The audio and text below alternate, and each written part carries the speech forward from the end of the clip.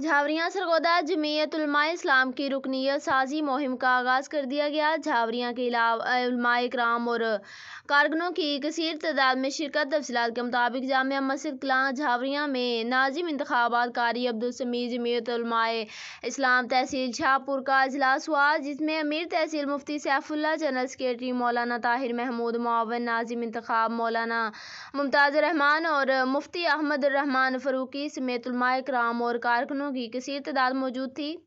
اجلاس سے خطاب کرتے ہوئے ناظم انتخابات قاری عبدالسمیع، مفتی سیف اللہ، مولانا طاہر محمود اور مفتی مطیع الرحمان فاروقی نے کہا کہ آج سے قبل جھاوریاں کے علاوہ تحصیل شاہپور کے دیگر شہروں میں تنظیم سازی نہیں تھی۔